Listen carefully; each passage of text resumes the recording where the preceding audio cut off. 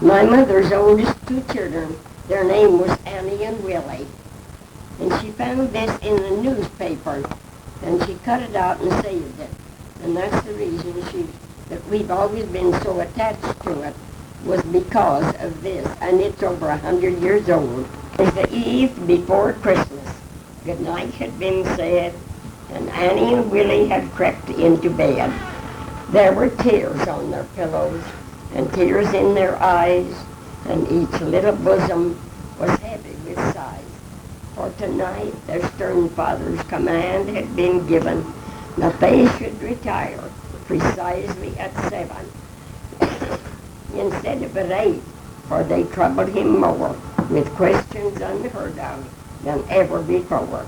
He told him he thought this delusionist sin, that no such preacher as Santa Claus ever had been, and he hoped after this he should never more hear how he scrambled down chimneys with presents each year. And this was the reason that two little heads so restlessly tossed on their soft, downy bed. 8, 9, and the clock on the steeple told 10.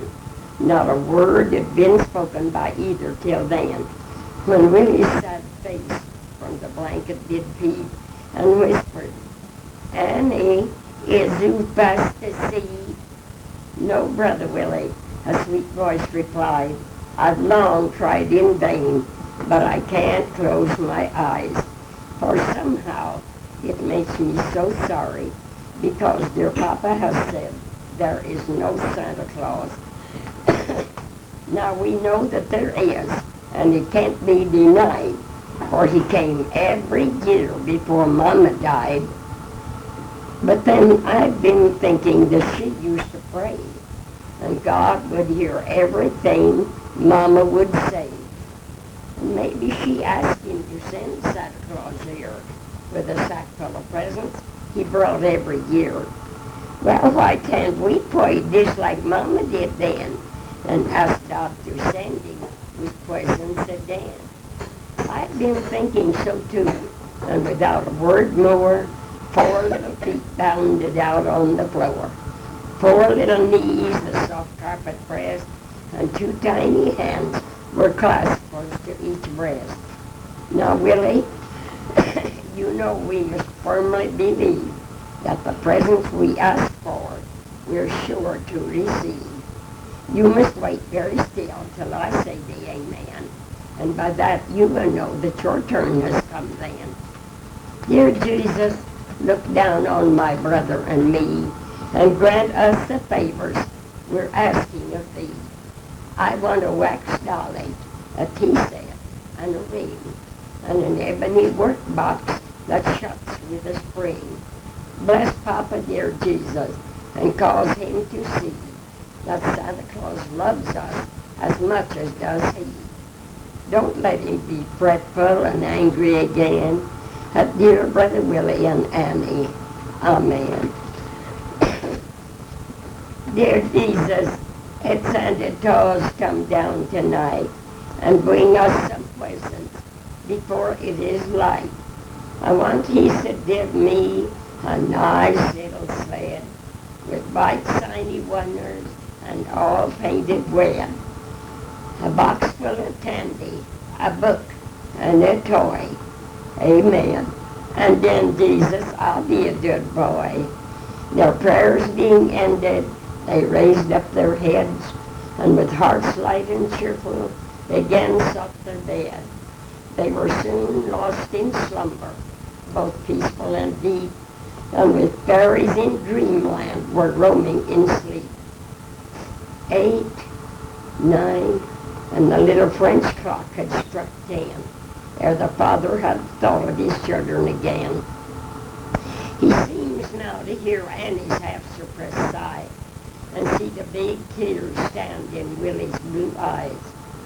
I was harsh with my darlings, he mentally said. I shouldn't have sent them so early to bed. But then I was troubled. My feelings found vent, for bank stock today has gone down 10%. Oh well, they've forgiven. They'd forgotten their, no, I forgot that. They'd forgotten their troubles, their this, and that I denied them their thrice asked-for kiss. But just to make sure, I'll steal up to their door. To my darlings, I never spoke harshly before. So saying, he softly ascended the stairs and arrived at the door to hear both of their prayers. His Annie's blessed papa drew forth the big tears, and Willie's great promise fell sweet on his ears. That's strange, he said with a sigh, how I longed when a child to have Christmas draw nigh. I'll atone for my harshness, he mentally said, by answering their prayers ere I sleep in my bed.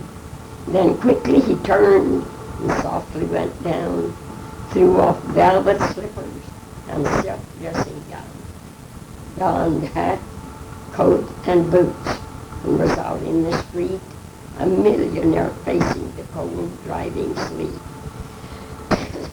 Nor stopped he until he had bought everything from the box full of candy to the tiny gold ring. Indeed, he kept adding so much to his store that the glorious present outnumbered his score.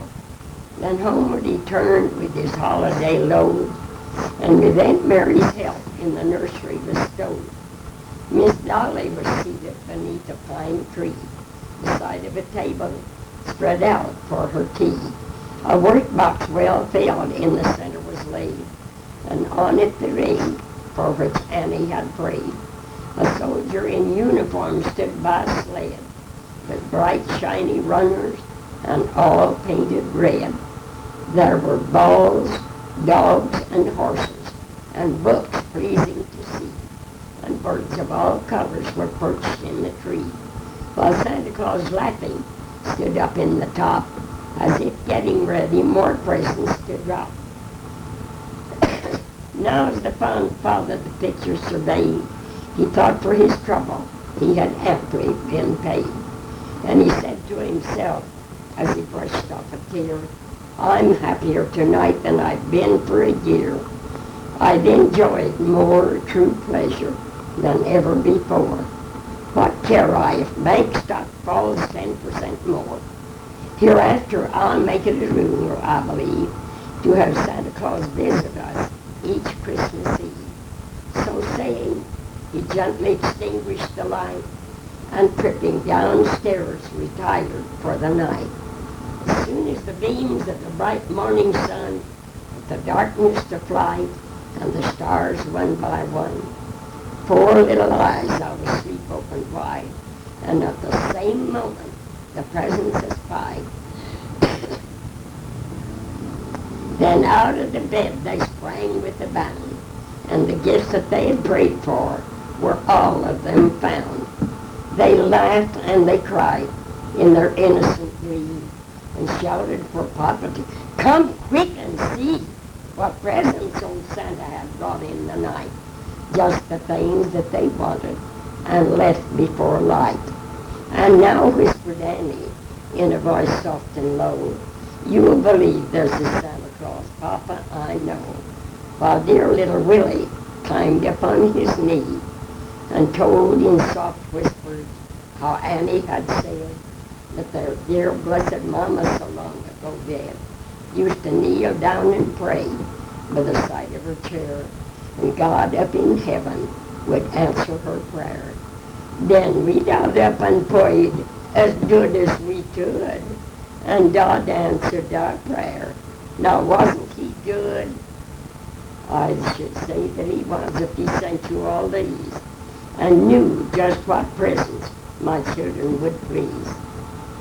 Well, let him think so, the dear little elf. 'Twould be cruel to tell him that I did it myself.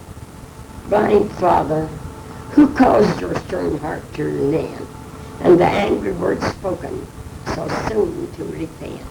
It was Jesus who bade you steal softly upstairs and made you his agent to answer their prayers, all through the faith of a little child.